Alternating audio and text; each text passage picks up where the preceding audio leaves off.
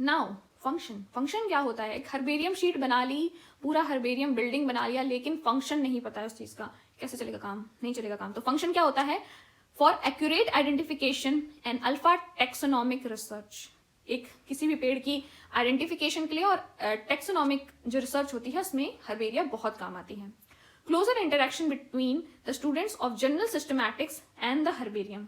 अब जो general systematics पढ़ रहा है, जब उसने सिस्टमैटिक पढ़ना शुरू किया है, अगर हम उसे हर्बेरियम जाके दिखाएं, हर्बेरिया का ट्रैवल कराएं, उसे दिखाएं कि किस तरीके से इन पेड़ को क्लासिफाई किया गया है, किस तरीके से क्लासिफिकेशन का जो हम बता दें एप्लीकेशन जो दिखाते हैं, हम हर्बेरियम के थ्रू दिखाते हैं। कोई भी बच्चा अगर सिस्टमैटिक्स पढ़ रहा है एंड उसको हम लोग एप्लीकेशन दिखाते हैं तो उसका इंटरेस्ट 50% ज्यादा हो जाएगा। तो वही होता है क्लोजर इंटरेक्शन बढ़ाने के लिए। To preserve plant wealth including type, material and palaeobotanical collection. एक कलेक्शन बचाने के लिए एक हम प्लांट का एक वेल्थ को प्रिजर्व करते हैं। अब कहीं पर उत्तरांचल में या उत्तर पूर्वी जगह पर कोई प्लांट है, उसका एक स्पेसिमेन यहाँ है, तो एक काइंड ऑफ हेरिटेज है हमारे पास यहाँ की, हाँ यहाँ पर ऐसा एक प्लांट मिलता है। एंड इन फ्यूचर अगर कोई भी वहां जाता है तो उसको वो आइडेंटिफाई कर लेगा आराम से कि हाँ ये प्लांट यहाँ पर मिलता है। और उसके सीड्स वगैरह भी, जैसे हम लोगों ने बताया था, फ्रैगमेंट जो पैकेजेस होते हैं उसमें, पैकेट्स में हम सीड्स वगैरह भी रखते हैं, तो इन फ्यूचर अगर कुछ होता है तो हम लोग उसे यूज कर सकते हैं। Then to carry out exchange and loan of preserved plant material for research and exhibition. It means international level पे भी कभी कभी मांगा जाता है कि आपके इधर के कोई प्लांट्स हों जिनके बारे में हमें ना पता हो, तो हम लोग बोलते हैं कि ओके फाइन, हम रिसर्च वर्क के लिए आपको ये दे सकते हैं। देन हम लोग अपना पूरा हर्बेरियम कलेक्शन वहाँ का प्रोवाइड कराते हैं थोड़ी देर के लिए कि रिसर्च करो एंड देन वापस कर देना। तो इस तरीके से एक्सचेंज भी चलता है नेशनल इंटरनेशनल लेवल पे for research work obviously. Now classification, और जो डिफरेंट क्वेश्चन पूछा गया था, डिफरेंट टाइप ऑफ हर्बेरिया, जो कि क्वेश्चन था 2018 और 16, आई थिंक सो 19 का था, 19, 16, 18। सो क्लासिफिकेशन और डिफरेंट टाइप ऑफ हर्बेरिया, तो मैं बता दूं रीजन के अकॉर्डिंग, पर्पस के अकॉर्डिंग और जो उसका यूज है उसके अकॉर्डिंग हर्बेरिया को डिफरेंट टाइप में बांटा गया है।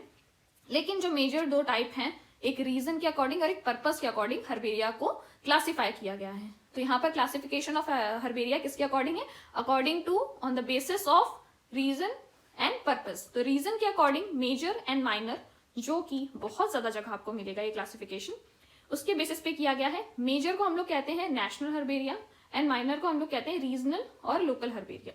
तो मेजर में हम लोग क्या कहेंगे? Which the herbaria which cover the flora of the world and serve the purpose of research as well as identification। इसका मतलब जो इंटरनेशनल लेवल पे और नेशनल लेवल पे जो पर्पस सर्व करता है रिसर्च के लिए एंड आइडेंटिफिकेशन के लिए, उसलिए हम लोग कहते हैं नेशनल हर्बेरिया और मेजर हर्बेरिया। वहीं पर जो माइनर हर्बेरिया है वो क्या है?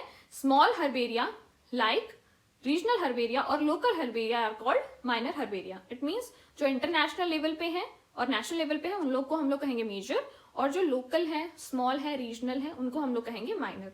तो माइनर का एग्जांपल क्या है? माइनर का एग्जांपल है हर्बेरिया ऑफ सेंट्रल सर्कल, जो कि है इलाहाबाद में। एंड मेजर का क्या है? मेजर का आप मुझे बताइए, मेजर का पता होना चाहिए आपको। मैं एग्जांपल दे देती हूँ, एक कोलकाता में है, एक आपका देहरादून में है, एक लखनऊ में भी है, 3 है। बताइए नाम कौन से हैं? नाउ पर्पस के अकॉर्डिंग तीन टाइप के हर्बेरिया बोले गए हैं। One is medicinal.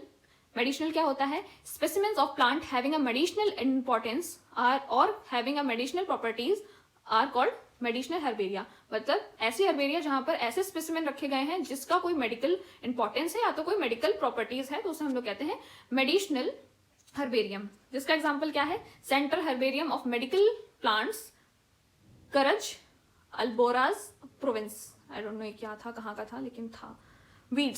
वीड्स में हम लोग देखते हैं these herbaria contain weeds of cultivated field and waste places. It means weeds में कहाँ पर, वीड्स के जो हर्बेरिया होते हैं वहां पर कौन से स्पेसिमेन रखे जाते हैं?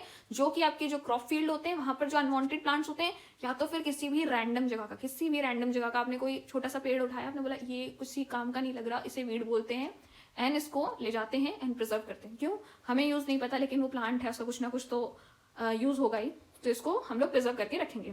ना रीजनल आ जाता है। रीजनल अगेन वही कॉमन सा कि कोई पर्टिकुलर रीजन पे छोटा सा हर्बेरिया बना दिया गया, कॉलेज में बना दिया गया, किसी यूनिवर्सिटी में बना दिया गया, तो हम लोग कहते हैं रीजनल हर्बेरिया, और वो उस लोकल एरिया के प्लांट्स को कलेक्ट करके प्रिजर्व करके रखता है।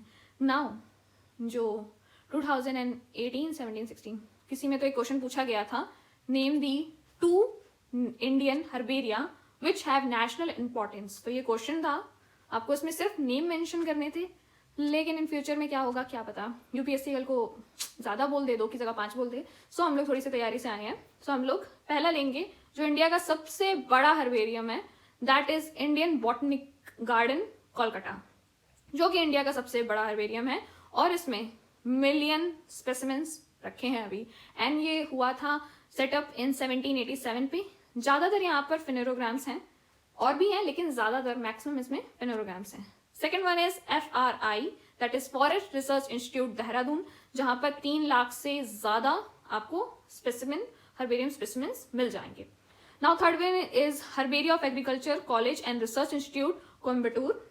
And fourth one is national botanical garden Lucknow, जो कि सेटअप हुआ था 1948 में, और यहाँ पर 500,000 लगभग हर्बेरियम स्पेसिमेन मिलते हैं, जो कि CSIR के अंडर है। नाउ देहरादून वाले के बारे में थोड़ी सी इंफॉर्मेशन और, यहाँ पर क्या है, ये one of the largest of its kind in Asia, अपने तरीके का सबसे बड़ा एशिया में ये हर्बेरियम है। यहाँ पर 3,25,000 ऑथेंटिकेटेड प्लांट स्पेसिमेंस पाए जाते हैं। नाउ 1300 टाइप ऑफ स्पेसिमेन पाए जाते हैं। एंड FRI में सबसे ज्यादा आपको वैरायटी ऑफ स्पेसिमेन मिलेंगे। यहाँ पर आपका लिविंग फॉसिल कहा जाने वाला भी एक प्लांट मिलता है, अगर आपको उसका नाम पता हो तो। लिविंग फॉसिल और कौन से वाले में आता है ये आता है आपका जिम्नोस्पर्म में। अगर आपको नाम पता हो तो बहुत अच्छी बात है, कमेंट में बताइए।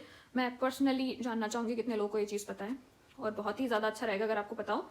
सो इस तरीके से 2 पूछे गए थे, हम लोगों ने 4 को एग्जाम्पल दिया। Nice, we are in progress. So this is the herbaria. Notes थे, बहुत ईजी नोट्स हैं, कुछ इतना हार्ड नहीं था, लेकिन हाँ नोट्स मिलना थोड़े मुश्किल हो जाते हैं। सो मेन चीज जो क्वेश्चन में पूछी गई है, यहाँ पर आप देख सकते हैं डिफरेंट टाइप्स ऑफ हर्बेरिया। तो आपको इस क्वेश्चन पे लिखना है क्या, कि according on the basis of purpose and reason there are classification of herbaria. On the basis of purpose there is medicinal, weeds and regional. Based on reason there is major and minor herbaria. And इस तरीके से आपको flow chart बना के explain कर देना है।